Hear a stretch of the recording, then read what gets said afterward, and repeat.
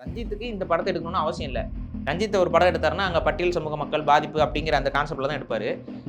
ஏன் இந்த இதுல அவர் எடுக்குறாரு அப்படின்னா, பேசிக்கான ரீசன் வந்து பார்த்தீங்கன்னா, அங்க கோலார் தங்கவயல்ல தங்கம் எடுத்தவங்க யாருன்னு நீங்க பார்க்கணும்.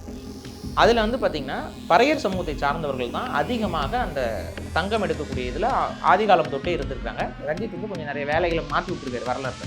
என்னன்னா, இந்த தங்கலான் பறையர் அப்படிங்கிறவங்க யாரு அப்படின்னா, ஆக்சுவலா வந்து அவங்க வந்து தங்கம் எடுத்தவங்க கிடையாது. தங்கலான் பறையருங்கிறவங்க ஆக்சுவலா குதிரை வீரர்கள்.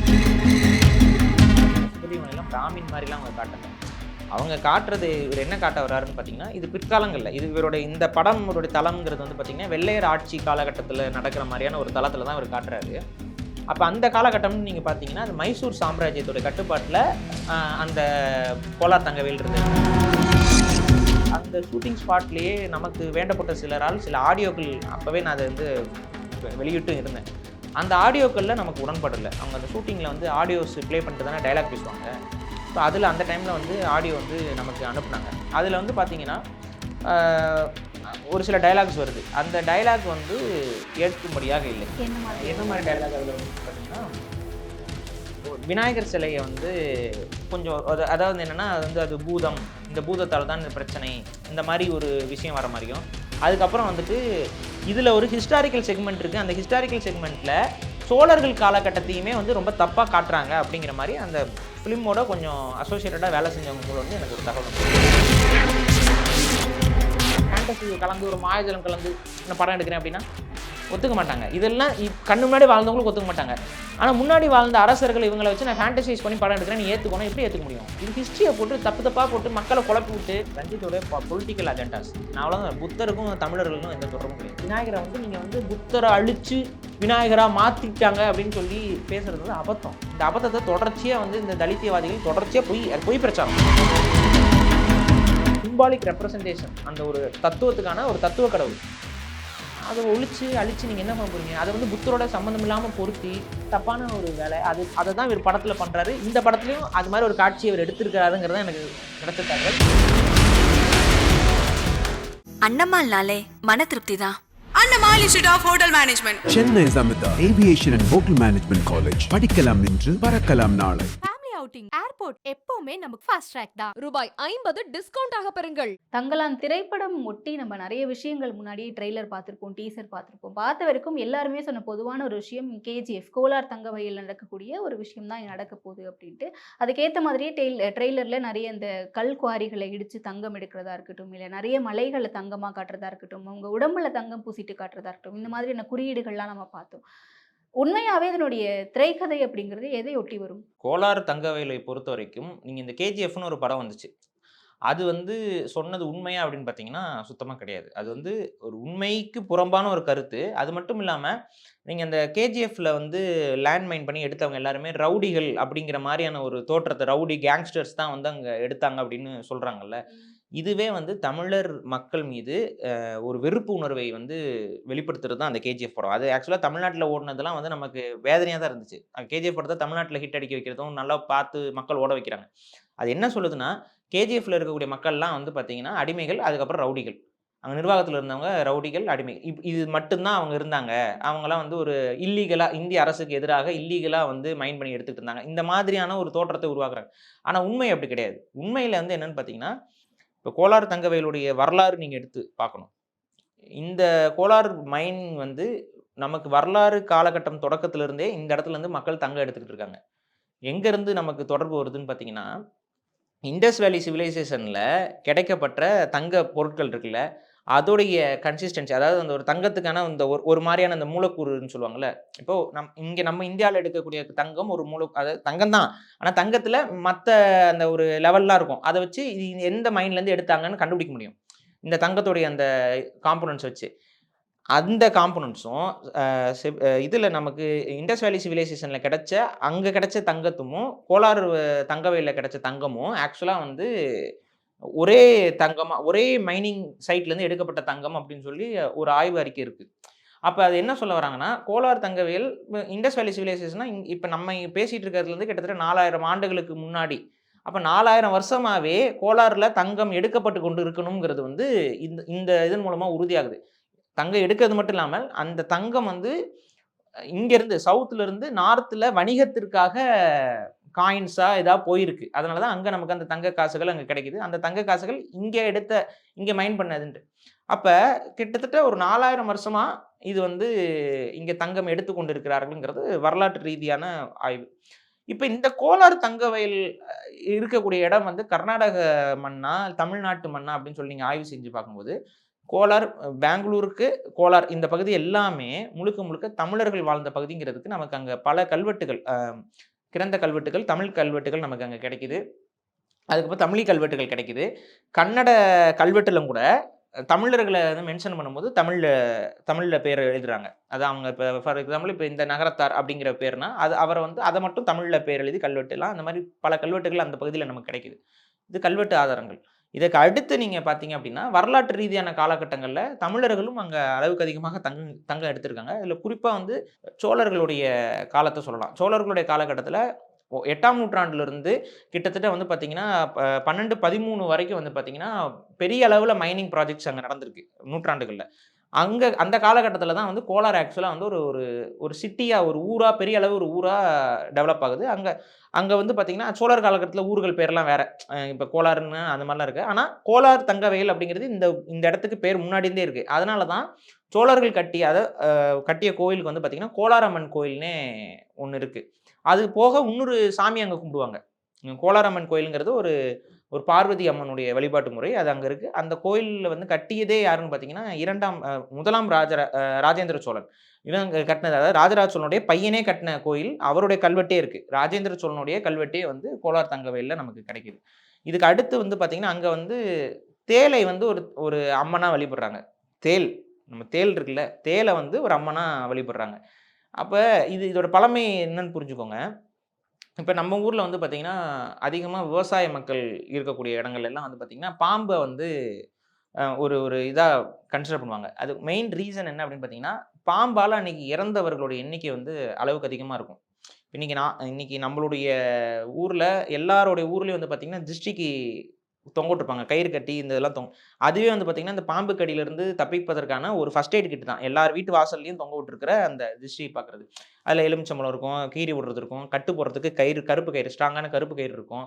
அப்புறம் வந்து அவர் விஷம் ஏறிடுச்சா இல்லையான்னு செக் பண்ணுறதுக்கு வந்து பார்த்தீங்கன்னா, மொளகா இல்லைன்னா வந்து புளிப்பு தரக்கூடிய காய்கள் இருக்கும். அந்த புளிப்போ இல்ல அந்த மொளகாவோட காரமோ அவருக்கு தெரியல அப்படின்னா, விஷம் வந்து தலைக்கு ஏறிடுச்சு, அவர காப்பாத்த முடியாது. டெஸ்டிங்க்குலாம் அது எல்லாமே எல்லார் வீட்லயும் இருக்கிறதுனால தான் இந்த பண்பாடு இங்க நம்மகிட்ட இருக்கு.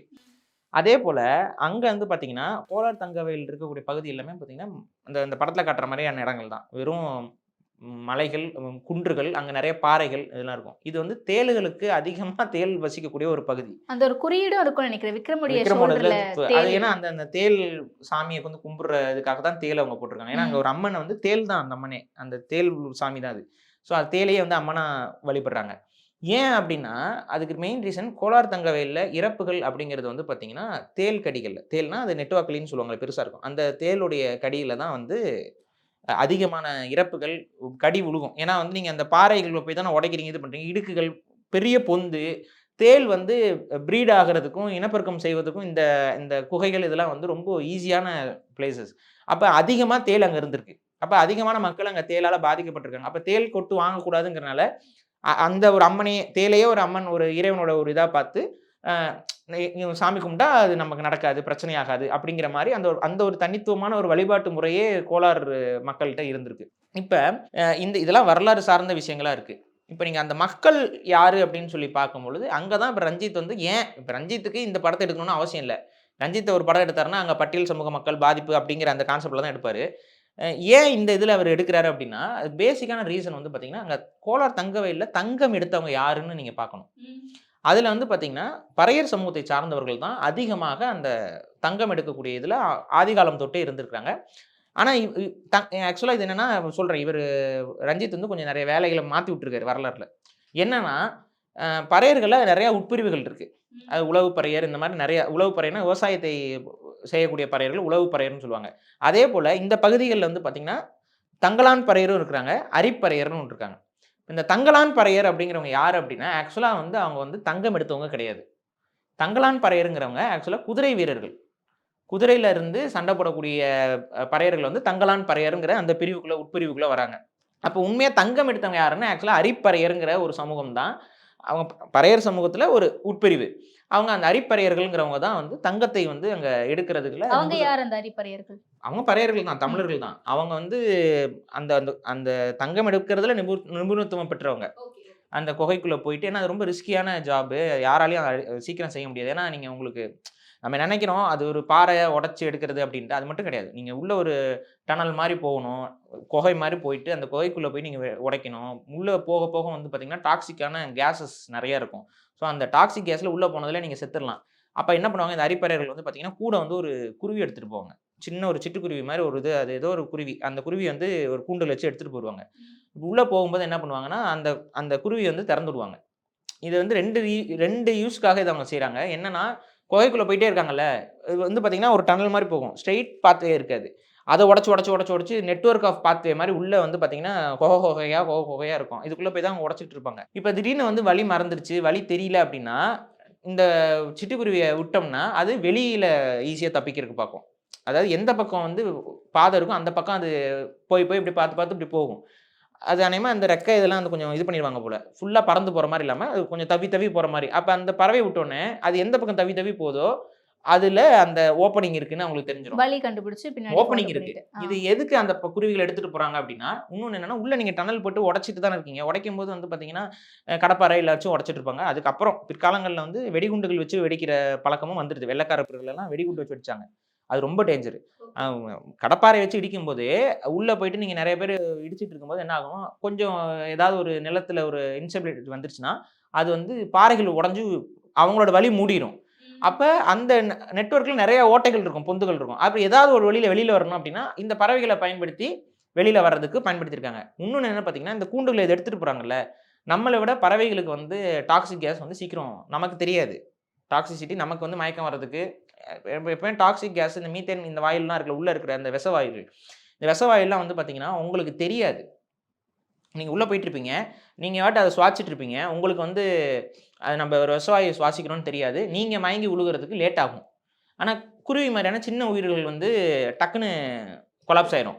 அப்ப அந்த டக்குன்னு அது கொலாப்ஸ் ஆகுதுன்னா, "ஓ! இது விஷ காத்து இருக்கு இங்க" அப்படின்னு சொல்லிட்டு அவங்க டக்குன்னு அங்கருந்து வெளியில வந்துருவாங்க. ஸோ இந்த மாரியான சில டெக்னிக்ஸ்க்காக அந்த ஒரு கையில வந்து இத எடுத்துட்டே போவாங்களாம். அந்த ஒரு குருவிய வந்து ஒரு சின்ன கூண்டு மாரி ஒண்ணு செஞ்சு வலையில பின்னி அந்த அதுக்குள்ள ஒரு குருவிய வச்சுட்டு தான் உள்ள இறங்குவாங்க. இது ஒரு டெக்னிக். நம்ம அந்த வரலாறுல பார்க்கும்போது தெரிய வருது. இந்த மாரி ரொம்ப கஷ்டமான ஜாப்ல இருந்தவங்க தான் இந்த அரிப்பறையர்கள்.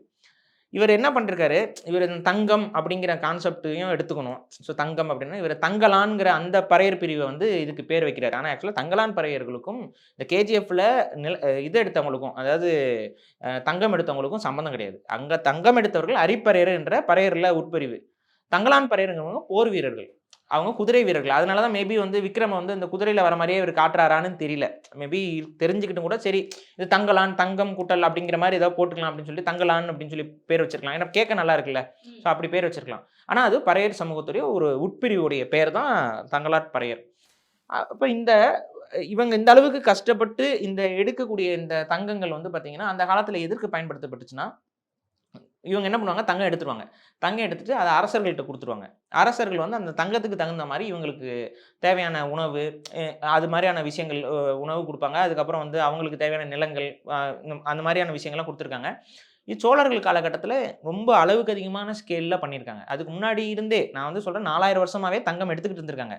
ஆனா, அது கொஞ்சம் அளவுக்கு அதிகமா எடுக்க ஆரம்பிச்சது, இல்ல அதிகமா வந்து அத உடைச்சு உள்ள போய் எடுக்க ஆரம்பிச்சதெல்லாம் வந்து பார்த்தீங்கன்னா, பிற்கால சோழர்கள், ராஜராஜ சோழன், ராஜேந்திர சோழன் இவங்க காலகட்டத்தில தான் ரொம்ப அதிகமான இன்வெஸ்ட்மென்ட்ஸ் அங்க பண்ணி ஏன்னா அங்க தான் தங்கம் கிடைக்குது.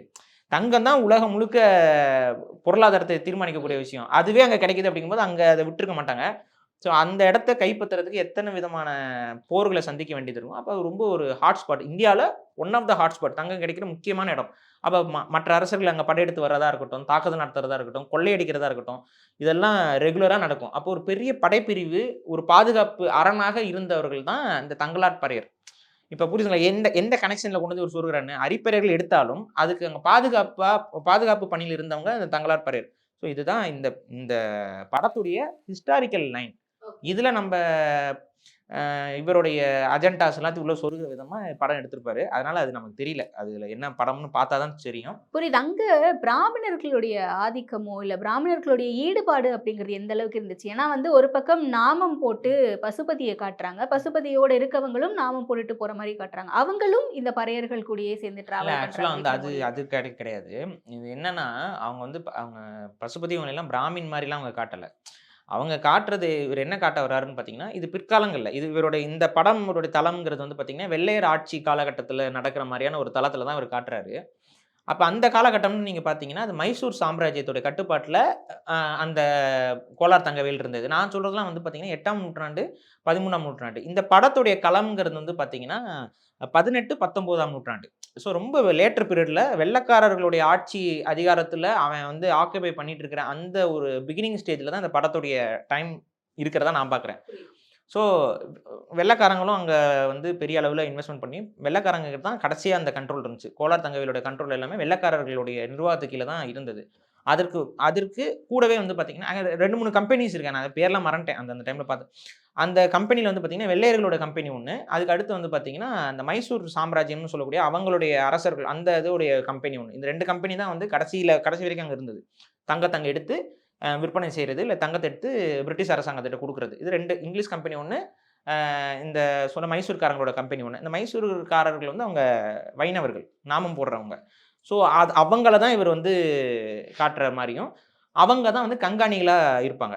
இப்ப இதெல்லாம் வந்து பார்த்தீங்கன்னா, ஒரு காலத்தில தமிழர்கள் அவங்க தேவைக்கு எடுத்துக்கிட்டு இருக்கும்போது, அங்க ஒரு பெரிய அளவுக்கு அடிமைத்துவ கட்டமைப்பு இருந்த மாரி தெரியல. ஏன்னா, நீங்க வந்து அந்த கோலாரம்மன் கோயிலெல்லாம் சோழர் காலத்து கல்வெட்டுலாம் இருக்கு. அதில வந்து பார்த்தீங்கன்னா, அங்க இருக்கக்கூடிய சோழர்களுடைய அட்மினிஸ்ட்ரேஷன் அதெல்லாம் வந்து கொஞ்சம் பதிவாக்கப்பட்டிருக்கு. அங்க வந்து ஒரு அடிமைத்தனம் இருப்பது போல ஒரு கருத்து இல்ல, அந்த கோயில்ல. ஆனா, ரொம்ப லேட்டர் பீரியட்ல நீங்க எடுத்துக்கிட்டீங்க அப்டின்னா, இந்த மைசூர் இவங்களுடைய காலகட்டத்தில இது ஏன்னா அங்க இருக்க மக்கள் வேற மக்கள். அவங்க வந்து கன்னடர்கள், இவங்க தமிழர்கள். அப்ப அங்க வந்து ஒரு ஈக்குவலா அங்க ட்ரீட் பண்ணது நடந்துச்சா? இல்ல அவங்கள எப்படி அவங்க இது பண்ணாங்க? அவங்கள அடிமைப்படுத்தி அவங்க கிட்ட இருந்து அ வாங்கியிருக்கிறாங்க. ஸோ இது இது வந்து ஏன்னா இந்தியாவே அடிமையான நாடு தானே. நம்மள எல்லா பக்கமும் மக்கள் வந்து அடிமைகளாக எடுத்துட்டு போகும்போது, அங்க இருந்த பறையர் சமூகத்தையும் வந்து அவங்க அடிமைப்படுத்தி தான் கண்டிப்பா எடுத்திருப்பாங்க. ஸோ அந்த ஒரு சஃபரிங்க தான் இவரு பேஸ் பண்ணி படம் எடுக்கிறாரு. அந்த அந்த டைம்லைன்ல தான் இருக்கு. ஆனா, இதுல நம்ம வந்து அந்த ஷூட்டிங் ஸ்பாட்லயே நமக்கு வேண்டப்பட்ட சிலரால் சில ஆடியோக்கள் அப்பவே நான் அத வந்து வெளியிட்டும் இருந்தேன். அந்த ஆடியோக்கள்ல நமக்கு உடன்பாடு இல்ல. அவங்க அந்த ஷூட்டிங்ல வந்து ஆடியோஸ் ப்ளே பண்ணிட்டு தானே டயலாக் பேசுவாங்க. ஸோ, அதுல அந்த டைம்ல வந்து ஆடியோ வந்து நமக்கு அனுப்புனாங்க. அதுல வந்து பார்த்தீங்கன்னா, ஆ ஒரு சில டயலாக்ஸ் வருது. அந்த டயலாக் வந்து ஏற்கும்படியாக இல்லை. என்ன என்ன மாதிரியான மாரி டயலாக் அதுல வந்துச்சுன்னு பார்த்தீங்கன்னா, ஒரு விநாயகர் சிலைய வந்து கொஞ்சம் அதாவது என்னன்னா, அது வந்து அது பூதம். இந்த பூதத்தால தான் இந்த பிரச்சனை. இந்த மாரி ஒரு விஷயம் வர மாரியும். அதுக்கப்புறம் வந்துட்டு, இதுல ஒரு ஹிஸ்டாரிக்கல் செக்மென்ட் இருக்கு. அந்த ஹிஸ்டாரிக்கல் செக்மென்ட்ல சோழர்கள் காலகட்டத்தையுமே வந்து ரொம்ப தப்பா காட்டுறாங்க அப்படிங்கிற மாரி அந்த ஃபிலிமோட கொஞ்சம் அசோசியேட்டடா வேலை செஞ்சவங்க மூலம் இருந்து எனக்கு ஒரு தகவல் வந்துச்சு. இது 2ம் இருந்ததுன்னா, அத நம்ம படம் பார்த்துட்டு தான் நான் முழுமையா நான் முன்னாடி அதிலயும் அப்படிதான் சொல்லியிருப்பேன். இந்த தகவல் எனக்கு வந்து கிட்டத்தட்ட 1 இயர்க்கு மேல ஆயிருச்சு. ஏன்னா அந்த படம் ஷூட்டிங் இருக்க காலகட்டத்திலேயே அப்பவே நான் ஒரு வீடியோவும் பேசியிருந்தேன். சப்போஸ் வந்து சோழர்களையோ, இல்ல தமிழர்களையோ இழிவுபடுத்துற விதமாகவோ, இல்ல தவறான ஒரு கருத்தாக்கத்தையோ இந்த படம் வெளியிடுதுன்னா, படம் பார்த்துட்டு நம்ம பதில் சொல்லப் போறோம். அதனால அங்க உள்ள என்ன சொல்லியிருக்காங்கன்னு தெரியல. பட் சோழர் கால செக்மென்ட்டும் அந்த படத்துல இருப்பதாக ஒரு கருத்த வந்து அந்த படத்தோட ஒர்க் பண்ணவங்க சொல்லியிருக்காங்க. ஒரு ஹிஸ்டாரிக்கல் செக்மென்ட் மாரி ஒண்ணு காட்டுறாங்க. அதுலயும் தப்பா தான் காட்டுறாங்க. அந்த ஹிஸ்டாரிக்கல் செக்மென்ட்ல தான் வந்து இந்த பிராமண ஆதிக்கத்தை வந்து சோழர்கள் காலகட்டத்தில கொண்டு வந்தது போல ஒரு ஒரு தோற்றத்தை உருவாக்குறதுக்கு அவர் ட்ரை பண்றாரு படத்துல அப்படிங்கிற ஒரு விஷயம் இருக்கு. விமர்சனம் இருக்கு. அது எடுக்கிற காலகட்டத்தில சொன்னது. படத்த பார்த்துட்டு அது இருக்கா, அந்த சீன்ஸ் இருக்கா, இல்லையாங்கிறத நான் பார்த்துட்டு தான் நான் சொல்ல முடியும். இது ஒண்ணு. இன்னொன்னு என்னன்னா, சோழர் காலகட்டத்தில அப்படி சொல்ல முடியாதுங்கிறதுக்கு காரணம் என்ன, தமிழ்நாட்டிலேயே சோழர்கள் காலகட்டத்தில பிராமண ஆதிக்கம் இல்லைங்கிறது தான் நம்ம வரலாற்றில இன்னைக்கு தெளிவா தெரியுது. பல வரலாற்று ஆய்வறிஞர்கள் அதுக்கு வந்து எடுத்திருக்காங்க. இப்ப மன்னர் போன்றவர்கள்லாம் அதுக்கான தக்க ஆதாரங்களோட பதில் குடுத்தாச்சு.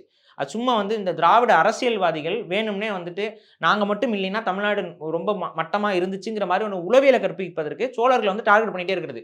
ஏன்னா, நீங்க தமிழர்கள் உங்களோட ஹிஸ்டரி என்ன அப்படின்னு யாராவது கேட்டாங்கன்னா, நீங்க சோழர்கள சொல்லாம நீங்க கடந்து போக முடியாது. இவன் நம்மள பெருமைப்படுத்தும் விதமான அத்தனை ஹிஸ்டரியுமே யார்கிட்ட இருக்குதுன்னு பார்த்தீங்கன்னா, சோழர்கள்ட்ட தான் இருக்கு. ஒரு அரசாங்கம் தனது மக்களை அடிமைப்படுத்திட்டு அத செய்ய முடியாது. ஒரு அந்த மக்கள் அந்த அந்த அரசாங்கத்து மூலம் பெரிய அளவு பயனடைஞ்சா தான் அந்த அரசாங்கம் வந்து ஸ்டெபிலிட்டியா இருக்கும். ஒரு ஸ்டேபிளான அரசாங்கமா இருக்கணும். இப்ப அரசர் வந்து ரொம்ப தப்பானவரு. அந்த அரசாங்கம் ரொம்ப தப்பானது. அங்க மக்கள் எல்லாம் சுரண்டுதுன்னா, இவன் எல்லாம் நாளைக்கு கிளர்ச்சி பண்ண மாட்டானா? இன்னைக்கு பண்ணுறதே கஷ்டம். இன்னைக்கு வந்து பார்த்தீங்கன்னா, ஆயுதங்கள் வந்து அரசாங்கத்துக்கிட்ட இருக்குது, இராணுவத்துக்கிட்ட இருக்குது, மக்கள்கிட்ட இருக்காது. ஆனால் அன்னைக்கு இருந்த ஆயுதம் என்ன? கத்தி, அருவா, வெட்டு குத்து, இது கத்தி இவ்வளோ தானே. இது யார் வேணாலும் நீ மட்டும் வீசினால் தான் வீசுமா, நானும் வீசுவேன்ட்டு வீசுவாங்க தானே. அப்போ மக்கள் போராட்டம்லாம் அன்னைக்கு பெரிய அளவு டேஞ்சரான விஷயம். அரசாங்கமே கொலாப்ஸ் ஆயிரும். ஏன்னா மக்கள்லாம் கிளர்ச்சி பண்ணி அரசாங்கத்துக்கு எதிராக, ராணுவ வீரர்களுக்கு எதிராக சண்டை போட ஆரம்பிச்சிட்டாங்கன்னா அவங்களால கண்ட்ரோல் பண்ண முடியாது. ஸோ இந்த காலகட்டத்தை விட அந்த காலகட்டத்தில வந்து ஃப்ரீடம் வந்து கொஞ்சம் அதிகமா தான் இருக்கும். தண்டனைகள் கடுமையா இருந்திருக்கும். தப்பு செஞ்சா தண்டனைகள் கடுமையா இருக்கும். ஆனா மக்கள் ஏத்துக்குவாங்க. ஆனா ஒரு மக்கள் எல்லாம் ஒடுக்கணுங்கிற நோக்கத்திலயோ, சுரண்டணும் நோக்கத்தில ஒரு அரசாங்கத்தினால இங்க சஸ்டெயின் ஆக முடியாது. இவ்ளோ வருஷம். கிட்டத்தட்ட சோழர்கள்லாம் வந்து பார்த்தீங்கன்னா 200, 300 ஆண்டுகள் தொடர்ச்சியா ஆண்டிருக்காங்க. அப்ப சஸ்டெய்னபிலிட்டி வந்து அவங்களுக்கு சுத்தமா இல்லாம இருக்கும். அப்படியே அவங்க ஆட்சி காலகட்டத்தில மக்கள பயங்கரமா சுரண்டிருந்தாங்கன்னா, அந்த காலகட்டத்தில இருந்த கல்வெட்டுகள் இதுலலாம் வந்து மக்களுடைய நிலைமை வந்து ரொம்ப மட்டமா இருந்ததாக இருந்திருக்கும். ஆனா, அன்னைக்கு கிடைச்ச நிலைமைகள்லாம் வச்சு பார்க்கும்போது, மக்கள் வந்து கொஞ்சம் செல்வ செழிப்போட தான் வாழ்ந்திருக்காங்க, அந்த டைம் லைன்ல. அப்ப அது நமக்கு ஒரு கோல்டன் ஏஜ் தான். அப்ப இது வந்து ரொம்ப தப்பா ஒரு போர்ட்ரே பண்ற வேலை நடக்குது. ஏன் நான் அத சொல்றேன்னா, இதே ரஞ்சித் தான் முன்னாடி ஒண்ணு ராஜராஜ சோழன பத்தி மிக தப்பான ஒரு ஸ்டேட்மெண்ட் சொன்னாரு. என்ன சொன்னாரு? நம்மளோட நிலத்த எல்லாத்தையும் ராஜராஜ சோழன் வந்து எடுத்துட்டு தான் புடுங்கிட்டு தான் இது பண்ணாரு அப்படின்னு சொன்னாங்க. இது எவ்வளோ எவ்வளோ முட்டாள்தனமான ஸ்டேட்மெண்ட் பாருங்க. இன்னைக்கு நிலம்லாம் பட்டா இந்த மாதிரிலாம் இருக்கு. அன்னைக்குமே இருந்தது. ஆனா அத வந்து புடுங்கிட்டு குடுக்குறதுங்கிறது அன்னைக்கு வந்து அரசர்கள் கிட்ட தான் எல்லாமே சொந்தமா இருக்கு. அரசர்கள் நினைச்சா எந்த நிலத்தையும் எடுக்கலாம், எந்த நிலத்தையும் குடுக்கலாம். இப்ப நான் என்ன கேட்கிறேன், அவரு பேசும்போது என்ன சொல்றாரு, ஒரு மாபெரும் சூழ்ச்சியில நம்மளோட நிலங்கள்லாம் பறிக்கப்பட்டுருச்சு அப்படின்னாரு. அரசன் என்ன சூழ்ச்சி பண்ணி உங்க நிலத்த பறிக்க முடியும்? அவன் நினைச்சானா ராணுவத்த அனுப்பி பறிச்சுக்குவான். ஆனா அப்படி பண்ணானா, அது வந்து அவனுக்கு தான் பேக் ஃபயர் ஆகும். ஏன்னா, அங்க நிலத்த பறி குடுத்த மக்கள்லாம் அரசன் மேல எதிரா போயிருவாங்க. அப்புறம் அவங்கள எப்படி கண்ட்ரோல் பண்ணுவான்? எப்படி இருந்தாலும் மக்கள் தானே பெரிய அளவு. மக்களோட ஜனத்தொகை ரொம்ப அதிகம். நீங்க எல்லாம் சேர்ந்து கிளர்ச்சி பண்ணியிருந்தீங்கன்னா என்ன பண்ணுவோம்? ஒண்ணும் பண்ண முடியாது. அப்ப அதெல்லாம் நடக்கல. இங்க என்ன நடந்திருக்கு அப்படின்னு பார்த்தீங்கன்னா, சதுர்வேகி மங்கலம், இந்த மங்கலங்கள்னு சொல்லக்கூடியத சில பிராமணர்களுக்கு எடுத்து குடுத்தாங்க அப்படின்னு. ஆனா அது பிராமணர்களுக்கு மட்டும் எடுத்து குடுத்தது கிடையாது. அன்னைக்கு அரசாங்கத்துக்கு வேண்டப்பட்ட பல சமூகத்தவர்களுக்கும் அந்த கொடுக்கப்பட்டிருக்கு. இப்ப அவங்கலாம் வந்து பார்த்தீங்கன்னா, இப்போ ஒரு கவிஞர் இருப்பாரு. அவருக்கு வருமானம் எங்கேருந்து வரும்? கவிதை எழுதிட்டு இருக்கிறதுல அவருக்கு வருமானம். இப்ப அவர எப்படி நீங்க ஒரு அரசாங்கம் அகாமடேட் பண்ண முடியும்? அந்த காலத்துல. இந்த காலத்துல ஒரு சேலரி குடுக்குறீங்க. சிறப்பு திட்டம்னு சொல்றீங்க. இப்ப வைரமுத்து இவங்களுக்கெல்லாம் நீங்க அவார்டு குடுத்து, அதன் மூலியமா ஒரு ஒரு ஒரு பெரிய அமௌண்ட் ஒரு பரிசா குடுக்குறீங்க. அதுல அவர் வாங்கிட்டு செலவு பண்ணிட்டு போயிருவாரு. அவ்வளோதான். ஆனா, அவருக்கு ஒரு நிரந்தர வருமானம் எப்படி கிடைக்கும் அதுல? அப்போ நிரந்தர வருமானம் அவருக்கு வரணும் அப்படின்னா, இந்த மாதிரியான திறமை மிக்க நபர்கள், அவர் பெரிய வீரரா இருக்கலாம், ஒரு பெரிய கலைஞரா இருக்கலாம், ஒரு பெரிய பாடகரா இருக்கலாம், ஒரு பெரிய இலக்கியவாதியா இருக்கலாம். இந்த மாதிரியான ஆட்களுக்குலாம் அவங்க என்ன பண்ணாங்கன்னா, இந்த மாதிரி மங்கலங்கள் பிரிச்சு குடுத்தாங்க. அந்த மங்கலங்கள்லாம் அந்த நிலத்த அப்படியே எழுதி குடுத்துறதில்ல. இந்த நிலம்லாம் உனக்கு சொந்தம்னு இல்ல. அந்த ஊர்ல இருந்து வரக்கூடிய வரி பணத்த சோழ டாக்ஸ் கலெக்டர்ஸ் போய் கலெக்ட் பண்ணி, அத கொண்டு வந்து இவர்கிட்ட குடுத்துருவாங்க. அரசர்கிட்ட குடுக்காம. புரியுதுங்களா? அந்த அந்த ஊர்ல இருக்கக்கூடிய வரி பணத்த இவருக்கு நீங்க குடுத்துருங்கன்னு சொல்லுவாங்க.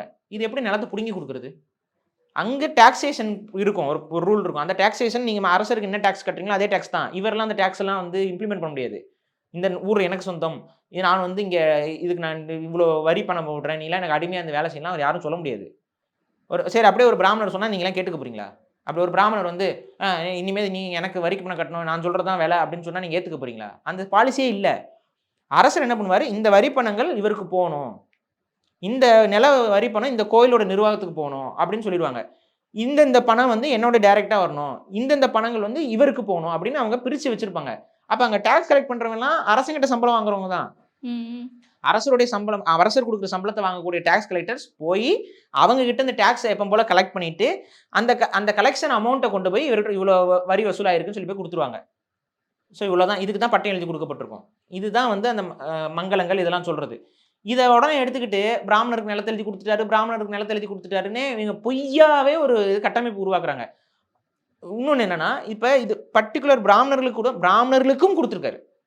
நீங்க ரேஷியோ பார்க்கணும்ல. இப்போ வந்து 100 பேருக்கு கொடுத்துருக்காங்க. 100 பேர்ல ஒரு 5 பிராமணர்கள் இருக்காங்கன்னு வைங்க. நீங்க அந்த 5 பிராமணர் மட்டும் கணக்கு வச்சுட்டு மிச்சம் இருக்க 95 பேரை நீங்க பேசாம இருந்தா, அந்த 95 பேர்ல எத்தனை முதலியார் இருக்காரு, எத்தனை கோனார் இருக்காரு, எத்தனை உடையார் இருக்காரு, எத்தனை வள்ளுவ சாதுகள் இருக்காங்க, எத்தனை பறையர் இருக்காங்கன்னு நீங்க கணக்கு பண்ணீங்களா? ஒரு 5 பிராமின் கொடுத்துட்டாருன்னு ஒரு 5 கல்வெட்டு தூக்கிட்டு வரீங்க. அப்ப இந்த ஓவராலா நீங்க பார்க்கும் பொழுது அந்த இதெல்லாம் சரிவர தான் கொடுக்கப்பட்டிருக்கு. அதுல எந்த ஒரு முறைகேடும் இல்ல. அது பொய்யான ஒரு வாதம். வேணும்னே தமிழர்களை வந்து ஒரு அடிமை உளவியலுக்குள்ள கொண்டு போறதுக்கு சோழர்கள் ரொம்ப தப்பா ஆட்சி செஞ்சாங்கங்கிற மாதிரியான ஒரு தப்பு. அந்த ப்ரொபகண்டாவை நம்பிக்கிட்டு நிலத்தெல்லாம் பறிச்சுட்டாரு ராஜராஜ சோழன் ரஞ்சித் மேடையில பேசுறாரு. கோர்ட்ல அது கேஸ் தாக்கல் செய்யப்பட்டது. கோர்ட் வந்து கேட்டுச்சு எந்த ஆதாரத்தின் அடிப்படையில் பேசுறீங்கன்ட்டு. ஒரு புத்தகத்தை கொண்டு வந்து காமிச்சாரு. இந்த புத்தகத்தை நான் படித்தேன், இதில் இருக்கிற அந்த புத்தகத்திலே ஆதாரம் இல்லை.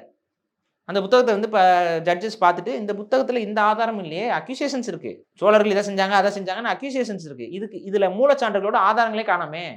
எந்த ஆர்கியாலஜிக்கல் டிபார்ட்மெண்ட்ல எந்த கல்வெட்டுல இருந்து இந்த இந்த முடிவுக்கு நீங்க வந்தீங்க? ஒரு ஆய்வுனா சும்மா எனக்கு மனசுல தோன்றது சொல்றது இல்ல. இப்போ ஒரு கல்வெட்டு கிடைக்கும், அந்த கல்வெட்டு மூலியமா நமக்கு ஒரு கருத்து கிடைக்கும். இந்த கல்வெட்டின் காரணமாக நம்ம இதை சொல்கிறோம்னு சொல்லலாம். அந்த மாதிரி எதுவுமே இல்லை. மூலச்சான்றுகள் இல்லாத ஒரு அது பேர் தான் மூலச்சான்றுங்கிறது. அந்த கல்வெட்டு மூலச்சான்று.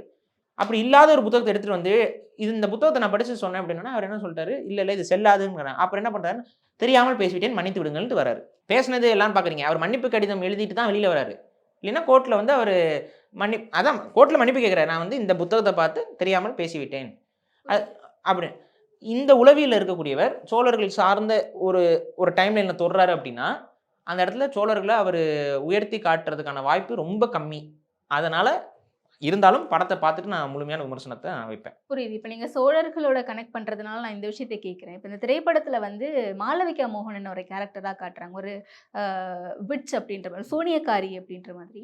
இதே விஷயம் என்ன அப்படின்னு பார்த்தீங்கன்னா இந்த திரைப்படத்துலையும் நம்ம பார்த்துருப்போம். 1001 திரைப்படத்துலையும் அவங்க தங்கம் ஒரு சோழர்களை தேடி போவாங்க. இந்த இடத்துல சுற்றிலும் வந்து தங்கமாக இருக்கும். அந்த இடத்துல அவங்களுக்கு திடீர்னு பேய் மாதிரியான ஒரு இல்லூஷன்ஸ்லாம் வந்துட்டு போகும். அவங்க ரொம்ப கத்துவாங்க, ஒரு மாதிரி வைப்ரண்ட்டாக இருக்கும். இந்த இடத்துலையும் அப்படி தான் காட்டுறாங்க. தங்கத்தை தேடி போறாங்க, திடீர்னு ஒரு சூனியக்காரி வராங்க, கத்துறாங்க, அந்த இடம் ஒரு மாதிரி வைப்ரேட் ஆகுது. ஸோ இது ரெண்டுத்தையும் கனெக்ட் பண்ணலாமா நம்ம? இது ரெண்டுமே கற்பனை சார்ந்த, ரெண்டுக்கும் ஹிஸ்ட்ரிக்கும் சம்மந்தமே கிடையாது.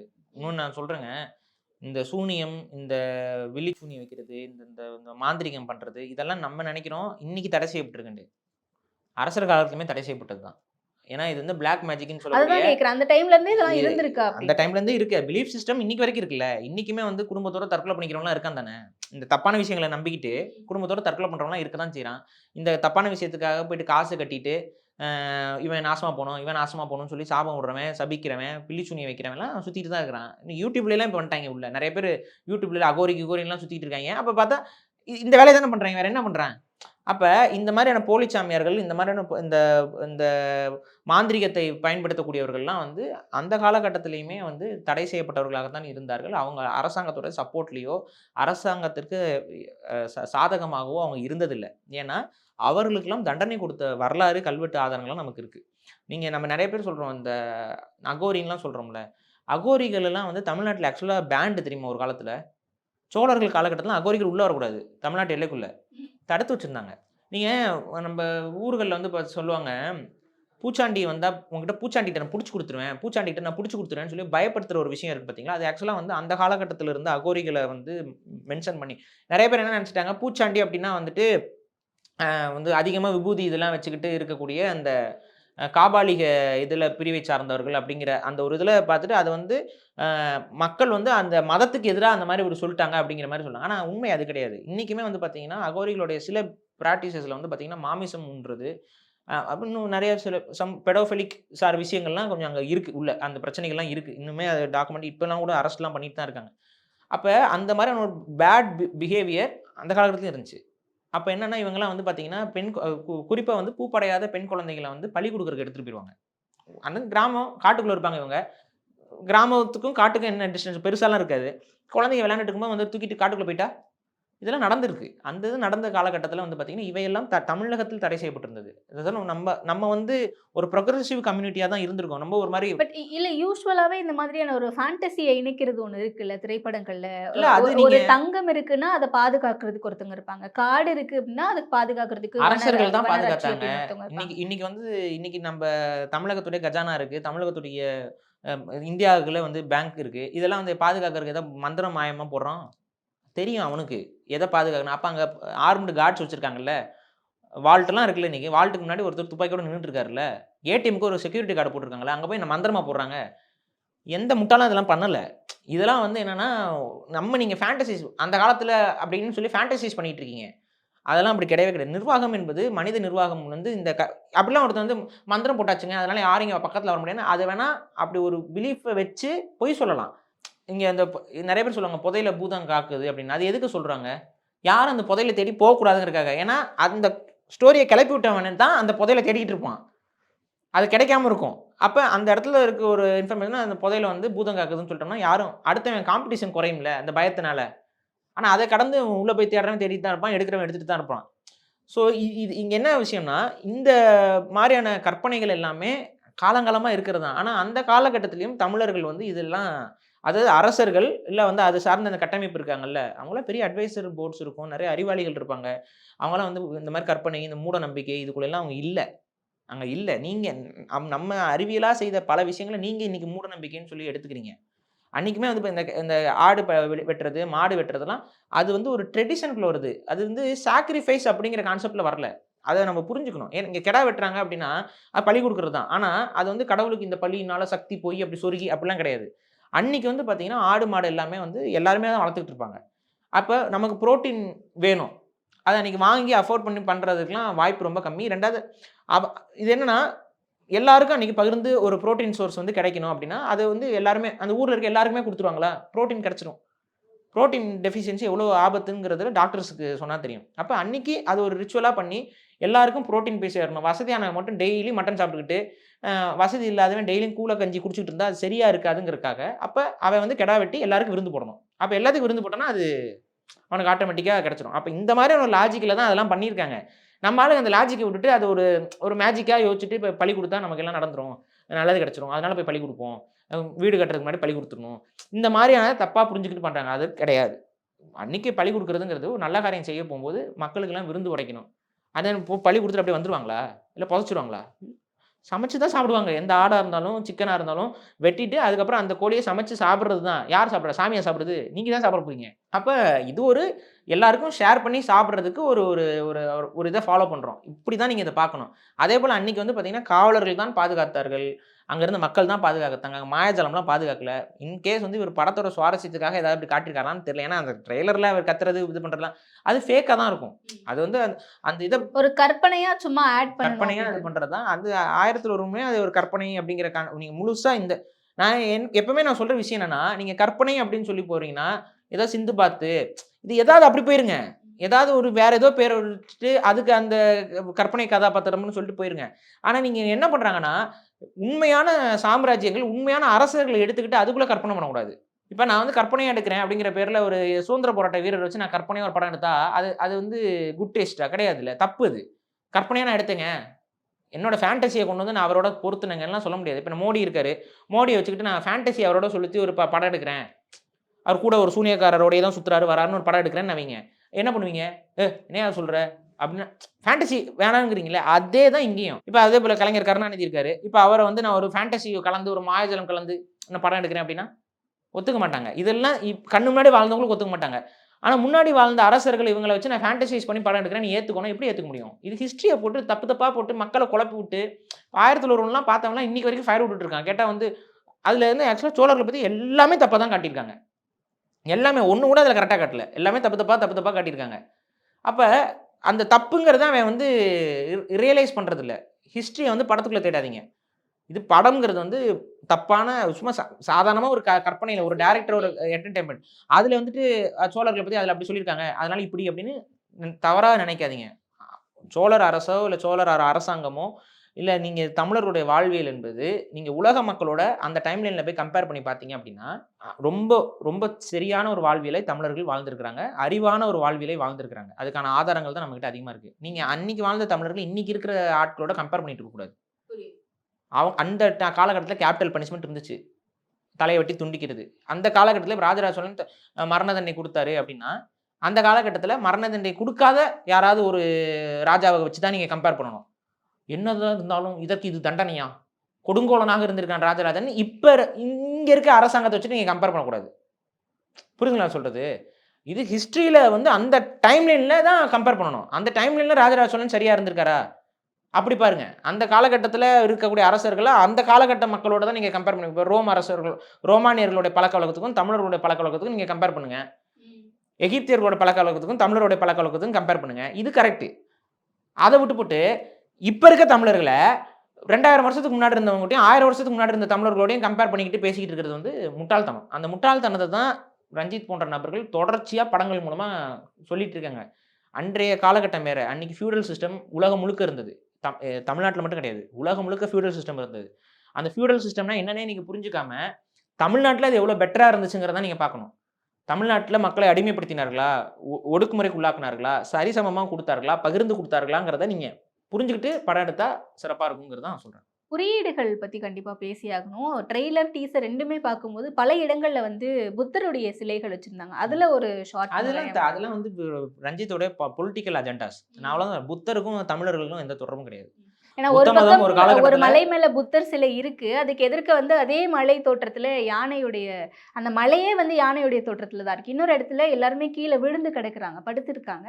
அதுக்கு பக்கத்துல ஒரு பள்ளத்துல ஒரு குழியில புத்தருடைய சிலையும் படுத்து கிடக்கு. இதெல்லாம் என்ன சொல்ல வராங்க? இன்னொன்னுங்க, அந்த படத்துல அந்த டயலாகே ஆக்சுவலா என்னன்னா, அந்த பூதம், இந்த பூதம் வந்து இது அழிங்க அப்படின்னு சொல்லி புத்தர் சிலையை பார்த்து சொல்ற டயலாக் தான் அது. அந்த புத்தர் சிலையெல்லாம் அழிச்சிட்டு தான் விநாயகர் சிலைகள் வந்துச்சுங்கிற ஒரு ஐடியாலஜியை ரஞ்சித் நம்புறாரு. அதை உலகத்துக்கிட்ட சொல்றேங்கிற பேர்ல பொய் சொல்லி தலையிறாரு. புத்தர் சிலையெல்லாம் இங்க உடைக்கப்படலை. புத்தரை வந்து தமிழர்கள் அப்படி பார்க்கல. புத்தரை வந்து தமிழர்கள் ஒரு ஒரு ஒரு ஆற்றல் மிகுந்த ஒரு நபராக தான் பார்த்தாங்க. அவருடைய அந்த ஆசை கூடாதுங்கிற தத்துவத்தை தமிழர்கள் ஏற்றுக்கொண்டார்கள். புத்த மதத்தில் நிறைய தமிழர்கள் அந்த காலகட்டத்தில் ஒரு வலுவான மதம். சமணம், புத்தம் வந்து வலுவான மதங்களாக தமிழகத்தில் இருந்தவைகள் தான். இதில் சமணம் வந்து தமிழ்நாட்டு மதம் தான். புத்தம் தான் வடக்குல இருந்து இங்கே உள்ள வந்து இது பண்ணுது. சமணம் வந்து தமிழர்களுடைய மதம் தான். சமணம் வந்து ஜெயினம் கிடையாது. நிறைய பேருக்கு அது புரிய மாட்டேங்குது. சமணம்ங்கிறது வேற, நீங்க மகாவீரரை வழிபட்டு வரக்கூடிய ஜெயின மதம்ங்கிறது வேற. மகாவீரர் வந்து பாத்தீங்கன்னா 24வது தீர்த்தங்கரர் ஜெயின மதத்துல. அப்ப இருந்த 23 பேர் யாரு? மகாவீரர் வந்து ஃபவுண்டர் ஆஃப் ஜெயினிசம் அப்படின்னு நீங்க சொன்னீங்க அப்படின்னா, அவர் 24வது தான். அப்ப 23 பேர் யாரு? அந்த 23 பேர் எங்க இருக்காங்கன்னா தமிழகத்துல இருந்தவங்க. ஸோ தமிழ்நாட்டில் தான் சமணம். இந்த சமணத்தை மகாவீரர் காலகட்டத்துக்கு அப்புறம் தான் ஜெயின் அப்படின்னு சொல்லி கொண்டு போறாங்க. அது வேற, இது வேற. சமண மதம் தமிழர்களுடைய மதம். அதுல ஒரு அறிவார்ந்த ஒரு மதமாக தான் இருந்திருக்கு. நீங்க வந்து புத்த மதத்தை நீங்க எடுத்துக்கிட்டீங்க அப்படின்னா, புத்த மதம் புத்தருடைய நற்பண்புகள் அந்த அடிப்படையில் புத்த மதத்தையும் தமிழர்கள் ஏற்றுக்கொண்டார்கள். அதனால வந்து அந்த உடைக்கிறது, அந்த மாதிரி ஒரு ஒரு மதத்தை வந்து அழிக்கிறதுங்கிற அந்த மென்டாலிட்டி தமிழ்நாட்டில் கிடையாது. இங்கே பாருங்க, தமிழ்நாட்டில் தாங்க சாய்பாபா யாரும் கூட தெரியாது. கொண்டு வந்து வச்சீங்கன்னா சுவாமி கூப்பிட்டு போயிட்டு இருப்பான். அடுத்து நான் ஹர்ட் பண்ண மாட்டான். நீங்க புதுசா இப்போ ஒருத்தன் ஏலியனுக்கு செலவு வச்சுட்டு உட்காந்துருந்தான் பார்த்தீங்களா? அதனால நீங்க தமிழர்களுடைய சகிப்புத்தன்மை என்பது எப்பவுமே காலத்துக்குமே சரியா இருந்த விஷயம்தான். எந்த ஒரு புது மதம் வந்தாலும் யாரும் போய் அதை நோண்டுறது இல்லை. அது அவங்க பிலீஃப்னு அவங்க கடந்து போயிடுவாங்க. அது பாப்புலரைஸ் ஆச்சுன்னா ஆனது, இல்லைன்னா இல்லை. புத்த மதம் கொஞ்சம் பாப்புலரைஸ் ஆச்சு. அப்புறம் பிற்காலங்களில் வந்து தமிழர்கள் ஃபீல் பண்ணியிருக்காங்க. இது வந்து நம்மளுடைய மதங்கள்ல வந்து இதில் டம்மி ஆகுது அப்படின்னு சொல்லி பார்த்துட்டு என்ன பண்ணுறாங்க, அப்படியே கொஞ்சம் கொஞ்சமாக ஓவர் கம் பண்ணிடுறாங்க. புத்த மதம் அப்படியே ஓவர் கம் செய்யப்பட்டு காணாமல் போக்கப்பட்ட மதம் தான். ஆனால் புத்தரை அழிச்சு அதனால் அப்படி அழிச்சிருந்தாங்கன்னா எதுக்கு புத்தர் சிலை கிடைக்கும்? தமிழ்நாட்டு எப்படி புத்தர் சிலை கிடைக்கும்? புரியுதுங்களா? இன்னொன்று என்னன்னா, தமிழ்நாட்டில் அப்படி உட்காந்து தவம் பண்ணுற கோலத்தில் இருக்கக்கூடிய அத்தனை சிலைகளையுமே ஒன்றா மகாவீரர் சிலைன்னு சொல்லி ஜெயினத்தோட இழுத்துட்டு போறீங்க, இல்லை புத்தரோட சிலைன்னு சொல்லி தப்பாக எடுத்துகிட்டு போறீங்க. ஆனால் அங்கே பல பாசவநாதர் சிலை இருக்குது. இங்கே சமண மதத்தில் இருந்த எத்தனையோ திருத்தங்கர்களுடைய சிலைகளும் அதே மாதிரி தான் இருக்கும். நீங்கள் சமண படுக்கைகளுக்கு போனீங்கன்னா அங்கே வந்து பார்த்தீங்கன்னா நிறைய பேர் உட்காந்துருக்க மாதிரி இருக்கும். பார்த்தீங்களா? எல்லாரும் ஒரே சிலை மாதிரி தானே இருக்குது. ஒரே சிலை எதுக்கு அத்தனை ஆயிரக்கணக்கில் அடிச்சு வச்சுருக்காங்க? அப்போ அதெல்லாம் ஒரு ஆள் கிடையாது, ஒவ்வொருத்தவங்களும் வேற வேற ஆளுங்க. ஆனால் எல்லாருமே அப்படி ஒரே மாதிரியான தோற்றத்தில் தான் அவங்க அந்த மதத்தில் இருந்தாங்க. ஸோ சிலையில பார்க்கும்போது எல்லாரும் ஒரே மாதிரி இருக்காங்க. இப்போ எல்லாமே மகாவீரருங்க, எல்லாம் அப்படி கொண்டு போறீங்க, தப்பு. எதுக்கு மகாவீரர்னு ஒரு சிலை வைப்பான்? ஏன் இத்தனை சிலை? ஏன் 10 சிலை 15 சிலை ஒட்டுக்கா ஒரே இடத்துல? இல்ல அப்ப புத்த சிலைகளை அழிச்சிட்டு தான் அந்த இடத்துல விநாயகர் இருந்தது. பௌத்தத்தை அழிச்சிட்டு தான் விநாயகர் வந்தாரு அப்படிங்கறதே பொய் பிரச்சாரம். பொய்யான பொய் பிரச்சாரம். ஏன்னா விநாயகர் வந்து அதுக்கு முன்னாடி இந்த காலகட்டத்துல இருந்தே நமக்கு விநாயகர் சிலையும் கிடைச்சிட்டு இருக்கு சைட் பை சைடா. விநாயகர் வந்து ஆசீர்வாத அடையாளம். புரியுதுங்களா? சரி, தமிழ்நாட்டில் இந்தியாவில் வந்து புத்தர் சிலையை உடைச்சிட்டு பிராமணர்கள் பண்ணிட்டாங்கன்னு, வியட்நாமில், இந்தோனேஷியாவில், தாய்லாண்டில் விநாயகர் சிலை கிடைக்குது. மீசோ அமெரிக்காவில் விநாயகர் சிலை கிடைச்சிருக்குங்க. அதிசயம்தான். மீசோ அமெரிக்காவில் விநாயகர் சிலை இருக்குது. எப்படி போச்சு? அப்போ விநாயகர் வழிபாடுங்கிறது வேறு. அதை நான் தனியாக விளக்கமாக நிறைய இடங்களில் பேசியிருக்கேன். அப்போ விநாயகர் வழிபாடு தமிழர் வழிபாடு தான். இன்றைக்குமே வந்து பார்த்தீங்கன்னா மித்த சாமியெல்லாம் வந்து நீங்கள் வந்து ஆடம்பரமாக வழிபடுறதுக்கான வாய்ப்புகள், கோயிலுக்குள்ளே தான் போய் வழிபடணுங்கிறதுலாம் என்ன இருக்குது? விநாயகர் வந்து நீங்கள் தெருவுக்கு தெரு உட்காந்துருக்காரு. இப்போ இந்த விநாயகர் வந்து நீங்கள் எப்படி வந்து ஒரு ரொம்ப ஒரு ஆதிக்கம் சார்ந்தவர்கள் கொண்டு வந்து வச்சாங்கன்னு பேசிட்டீங்க. தமிழ்நாட்டில் தான் விநாயகர் சிலை அதிகம். நீங்கள் நார்த்துலலாம் விநாயகர் சிலையை அதிகமாக பார்க்க முடியாது. நீங்கள் தமிழ்நாட்டில் கோயில் இருக்குல்ல, நீங்கள் வண்டி எடுங்க, சும்மா எண்ணிக்கிட்டே போங்க, எத்தனை விநாயகர் சிலை இருக்குன்னு பாருங்க. எத்தனை மூலக்குத்து விநாயகர் இருக்கு, எத்தனை ஆலமரத்துக்கு அடியில் விநாயகர் இருக்கு, எத்தனை அரச மரத்துக்கு அடி. நீங்க அரச மரம் இருந்தாவே அங்கே போய் விநாயகர் சிலை வச்சிருந்தாங்க. மூளைக்கு மூளை விநாயகர் சிலை அதிகமாக இருக்கிறது தமிழர் வழிபாட்டில் தான். தமிழர் முறையில் தான் விநாயகருக்கு சடங்கு செய்யாமல் எந்த ஒரு நல்லதும் செய்ய மாட்டாங்க. இன்னைக்கு வரைக்கும் தமிழர்கள் தான் பிள்ளையார் சொல்லி போட்டு எழுத தொடங்குறோம். இந்த பண்புலாம் வந்து நார்த்தில் இருக்கா? சரி, அருகம்புல் சாதாரணமாக முளைச்சி கிடக்கிற புல், அந்த அருகம்புல்லையும் கொஞ்சம் எருக்கம்பூவையும் எடுத்துட்டு விநாயகரை சாமி கும்பிட்டு போயிடலாம். சாணியை பிடிச்சி வச்சு சாணி இப்படி பிடிச்சி வச்சிங்கன்னா விநாயகர் கோலத்தில் வைப்பாங்கல்ல, விநாயகர் பிடிச்சி வைக்கிறம்பாங்க.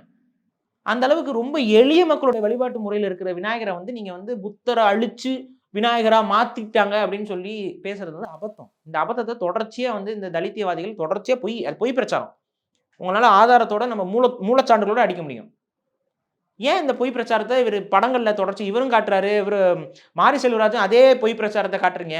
எதனால? என்ன நோக்கம்? இப்போ நீங்கள் விநாயகரை சாமி கும்பிடணும்னா இந்த சாதிக்காரன் தான் சாமி கும்பிடணும், இந்த சாதிக்காரன் சாமி கும்பிடக்கூடாதுன்னு ஏதாவது சொன்னால் அது நீங்கள் இப்போ விநாயகர் யார் வேணாலும் பிடிச்சி வைக்கலாம், யார் வேணாலும் சாமி கும்பிடலாம், ஓப்பனில் தான் இருக்காரு, யார் வேணாலும் பூஜை பண்ணலாம் விநாயகருக்கு. நீங்கள் கருவறைக்குள்ளே அங்கே இருக்காரு விநாயகர், ஏதாவது ஒரு இடத்துல 2 இடத்துல இருக்காரு. ஆனால் நீங்கள் விநாயகர் கோயில் எங்கே வேணாலும் ஓப்பனில் தானே கிடக்கு, யார் வேணாலும் போய் பூஜை பண்ணலாம், யார் வேணாலும் தாம்பூலம் கட்டலாம். அந்த அளவுக்கு பொதுமையான ஒரு ஆசிவக அடையாளம் தான் விநாயகர். ஆக்சுவலாக விநாயகருங்கிறவர் வேறு யாரை குறிக்குதுன்னா, அன்றைய காலகட்ட சித்தர்கள் இருக்காங்கல்ல, அவங்க எல்லாரையும் நம்மக்கிட்ட ஆயிரக்கணக்கான பேர் இருந்திருக்காங்க. ஒருத்தர் 2 பேர்கள் இல்லை, 18 சித்தர்கள் மட்டும் கிடையாது. அவங்களாம் ஃபேமஸானவங்க. அது போக ஆயிரக்கணக்கான சித்தர்கள் இந்த மண்ணில் வாழ்ந்திருக்காங்க. அவங்க எல்லாரையும் ஒரு ஐடலாக, அவங்க எல்லாருக்கும் ஒரு ரெப்ரசன்டேட்டிவ். அது வந்து உண்மையாகவே யானை வந்து உட்காரல. அதே போல் அந்த பிராமணர் கதைகளில் சொல்கிறது போல் யானை வந்து குளிக்க போனப்போ சிவன் வந்து தலையை வெட்டி விட்டு போயிட்டாரு, கீழே கடந்த யானை தலையை எடுத்து வச்சுட்டாங்க. இந்த கதையெல்லாம் உடான்ஸ் கதை, இதுலலாம் எங்களுக்கு கருத்து இல்லை. ஆனால் விநாயகர் வழிபாடுங்கிறது வந்து ஒட்டுமொத்த ஆசீவகத்துடைய ஒரு அடையாளம். ஆசீவகம்ங்கிற ஒரு மதம், சமணத்துடைய உண்மையான பேர் ஆசீவகம். அந்த மதத்துடைய ஒரு வழிபாட்டு வடிவம் தான் விநாயகர். ஸோ அதை பற்றியே பேசுறதில்ல, ஆசீவகத்தை பற்றியும் பேசுறதில்ல, சமணத்தை பற்றியும் முழுமையாக பேசுறதில்ல. விநாயகர் சமண கடவுளா இந்து கடவுளான்னு விவாதங்கள்லாம் நடந்திருக்கு. அதெல்லாம் போய் பாருங்க, படிங்க. சமண கடவுள் விநாயகர், சமண கடவுள் விநாயகரை தான் இந்து மதம் பொய் கதைகளை சொல்லி விநாயகருக்கு என்ன மாதிரியான கதை சொல்லியிருக்காங்க பாருங்க. அந்த மாதிரி பொய் கதையை சொல்லி எடுத்துக்கிறாங்க. ஸோ சம்மந்தமே இல்லாமல் நீங்கள் விநாயகரை போய் டார்கெட் பண்ணி அடிக்கிறது நோக்கம் என்ன? யாருக்கு வேலை பார்க்குறீங்க? இதுதான் புரியல. அவங்களே பொய் கதையை சொல்லி விநாயகர் இழிவு தான் படுத்தி வச்சிருக்காங்க, அழுக்கு உருண்டை அது இதுன்னு பேசி வச்சிருக்காங்க. அப்புறம் நீங்கள் என்ன பண்ணுறீங்க? நீங்கள் என்னன்னா புத்தரோட சிலை, சரி ஓகே, புத்தரோட சிலையெல்லாம் உடச்சிட்டு தலையை மாற்றிட்டாங்கன்னு நீங்கள் சொல்கிறீங்கல்ல. புத்தர் குண்டாக இருந்தார், விநாயகரோட சிலைகள் குண்டாக இருக்குது. புத்தர் வந்து நீங்கள் பார்த்தீங்கன்னா தெரியும், அவரை மெடிடேட் பண்ணுற ஆளுங்கிறனால ஒல்லியாக தான் இருக்கும் சிலைகள். எப்படி தொப்பை வந்துச்சு? அப்போ நீங்கள் சொல்கிறது வந்து அபத்தம். ஆக்சுவலாக விநாயகர் ரெப்ரசன்ட்ஸ், விநாயகருங்கிறது யானை தலை. யானைங்கிறது அறிவான விலங்கு. நம்ம இந்திய நிலப்பரப்பில் ஆசிய யானைகள் அறிவான உயிரினம், அறிவுக்கான ஒரு அடையாளமாக யானை. ஆனால் கருப்பு வந்து அறியாமைக்கான அடையாளம். அப்போ கருப்பை நீக்கிட்டு அதுக்கு வெள்ளை யானை அப்படிங்கிற ஒரு முகம், வெள்ளை யானை மண்டை அப்படின்னா வெள்ளை யானை தலைங்கிறது அறிவுக்கான அடையாளம். பெருத்த உடல்ங்கிறது செல்வத்துக்கான அடையாளம். நீங்கள்லாம் லாஃபிங் புத்தா சிலை பார்த்துருப்பீங்களா? சிரிச்சுக்கிட்டே ஒரு குண்டா ஒரு சிலை இருக்குல்ல, சீன குபேரர் சிலைன்னு சொல்லி விற்பாங்க. அது லாஃபிங் புத்தா. அது அது அது குபேரருக்கும் அதுவும் சம்மந்தம் கிடையாது. ஆனால் லாஃபிங் புத்தா சீனாக்காரங்களோட நம்பிக்கை. அதை கொடுத்தா செல்வம் வந்து சேரும்னு. ஏன் அது குண்டா இருக்குது? அன்னைக்கு செல்வந்தர்கள் குண்டா தான் இருந்தாங்க. ஏன்னா செல்வந்தர்கள் அன்றைக்கி வந்து பார்த்திங்கன்னா நகரத்தார்கள், செட்டியார்கள் இவங்கெல்லாம் வந்து உட்காந்துட்டு வேலை செய்கிறவங்க. விவசாயிகள் அன்றைக்கி வந்து பார்த்திங்கன்னா காடுகளில் மலைகளில் வேலை செய்கிறவங்க. இவங்க வந்து உட்காந்துட்டு வேலை செய்கிறவங்க. கண்டிப்பாக நிறைய நல்ல சாப்பாடு சாப்பிட்ருப்பாங்க. அப்போ ஆட்டோமேட்டிக்காக உடம்பு போடும். ஸோ உடம்பு போடுறதுங்கிறது இப்போ கூட இன்னும் ஒரு சுற்று குண்டாயிட்டீங்க, வீட்டில் பயங்கர வருவாய் போலன்னு சொல்கிறோம்ல, அது என்னென்னா உடம்பு எப்போ வரும்? நம்ம வீட்டில் உட்காந்துட்டு வேலை செய்யும்போது அந்த உடம்பு வரும். அப்போ செல்வத்துக்கான அடையாளமாக பெருத்த உடல்.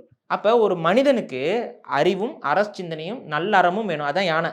ஒயிட் எலிஃபென்ட் வந்து பியூரிட்டி, விஸ்டம், இது ரெண்டையும் ரெப்ரசென்ட் பண்ணுற ஒரு சிம்பிள். அது நீங்கள் சரஸ்வதி இதெல்லாம் பார்த்துருக்கீங்களா? சரஸ்வதி பக்கம் 2 வெள்ளை யானை இருக்கும். ஏன் இருக்குது? ஏன் வெள்ளை யானை இருக்குது?